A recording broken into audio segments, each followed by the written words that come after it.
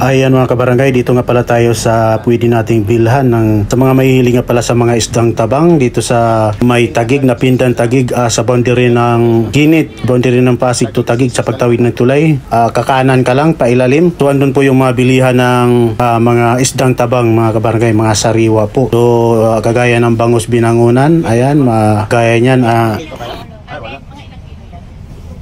Ganda ng kulay yun. Emil Dapis, ayan, mayroon din sila at saka mayroon din silang Luryang Tilapia mga kabarangay. So lahat yata ng isdang tabang rito dahil harap nga lang ito ng Laguna Lake, so andito lahat. So kung gusto nyo ng mga sariwang tabang na isda kagaya ng hito, ayan, mayroon sila. Native na hito, mayroon din po sila.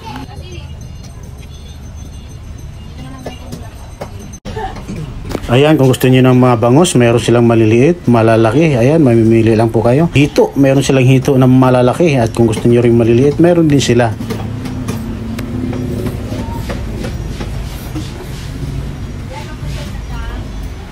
Ayan yung bangus binangunan na ano nila. So, 120 lang ang kilo. Kaya lang, siyempre, ibang lasa niyan kaysa doon sa dagupan. So ayan, nakabili nga tayo ng isang piraso pampaksiw. Meron din sila ritong mga palos or kiwit. Ayan, paki-comment lang mga kabarangay kung anong tawag nyo rito sa palos na ito, kulay dilaw. Ayan yung kanilang hito. Assureable naman na talaga namang buhay na buhay pa. Ayan. Ayan yung kanilang mga palos na mga kulay dilaw or kiwit, buhay na buhay pa. Pwede po kayong mamili dyan, makakabili po tayo dyan. Meron din po silang mga kanduli at mga shell na maliliit at meron din po silang mga isdang maliliit. Ay, pag-comment na lang po kung anong klase isda yan. At meron din po silang gurami. Ayan, ang gurami nga pala nila rito ay 150 per kilo mga kabarangay. Ayan. So marami po tayong mapagpipilian rito sa mga gustong bumili. Dito po sa may Napindan, Taguig, boundary po ng Ginit, Pasig, pagtawid po ng tulay, kakanan lang ng konti. Ayan, meron din po sila ritong mga kuhol. Ayan, makakabili po tayo ng kuhol. Ayan yung mga suso, nakakaibang suso. At kung gusto niyo ng daing, naglalakihan daing na talaga namang ang lalapad bakawali yung lapad ng naglalakihang daing, meron po sila rito.